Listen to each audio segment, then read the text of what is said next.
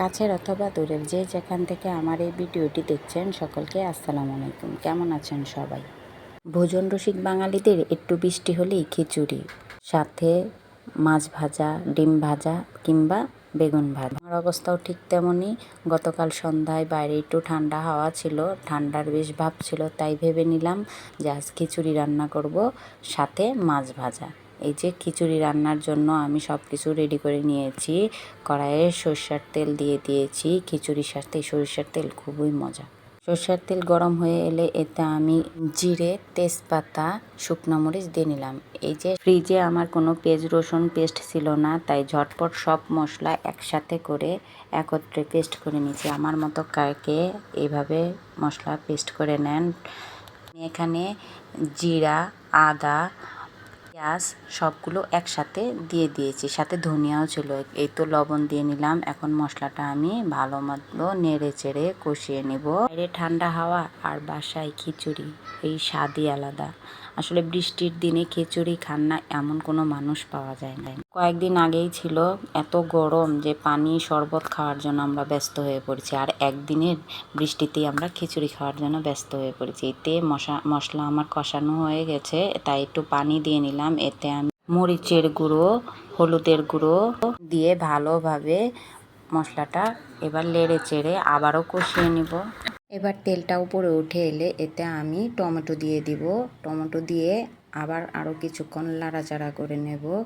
এরপর আমি কিছু আলু ভেজে রেখেছিলাম, এই আলুগুলো এখন আমি দিয়ে নিব। দিয়ে ভালো মতো নেড়ে চেড়ে ঢাকনা দিয়ে এবার আমি ঢেকে দিব।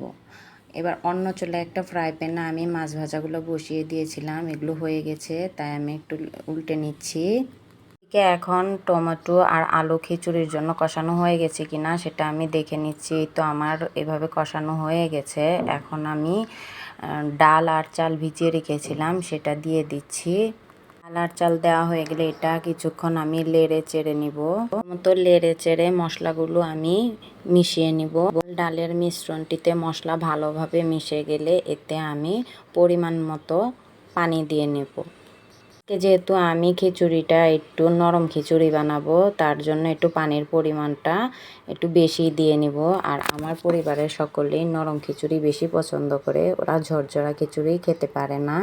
আমার হাতের এই খিচুড়িটা আপনাদের ভাইয়া, আমার মেয়ে এবং ছেলে সকলেই খুবই পছন্দ করে। আর আজকে তো সাথে আমার বোনও রয়েছে। বোন যেহেতু বেড়াতে এসেছে, আগের একটা ভিডিওতে আপনারা দেখেছেন আমার বোনের জন্মদিন ছিল, আর যেতে দেইনি। খিচুড়িতে আমি পানি মিশিয়ে নিয়েছি। এবার ঢাকনা দিয়ে ভালো মতো ঢেকে দেব। সাথে আমি এই যে কাঁচামরিচ এই পর্যায়ে দিয়ে দিলাম। এদিকে আমার মাছ ভাজাগুলো প্রায় হয়ে এসেছে। এখন মাছ ভাজাগুলো আমি একটা বাটিতে তুলে নিব। খিচুড়ির সাথে মাছ ভাজা আপনাদের ভাইয়ার খুবই পছন্দ, আমার মেয়েও খুবই পছন্দ করে। বৃষ্টি হলে আমি প্রায়ই এরকম খিচুড়ি রান্না করে থাকি। আমার মতো আর কে বৃষ্টি হলে খিচুড়ি রান্না করেন অবশ্যই কমেন্টে জানাবেন। মাছ ভাজাগুলো আমার তোলা হয়ে গেছে। এখন আমি খিচুড়িটা ভালো মতো দেখে নেড়ে চেড়ে নামিয়ে নিব। এই তো আমার খিচুড়িটা এরকম হয়ে এসেছে। এখন আমি নামিয়ে নিব। খিচুড়িটা একদম ধোঁয়া উঠছিল। এই তো আপনাদের ভাইয়ার জন্য আমি প্লেটটা সাজিয়ে দিয়েছি।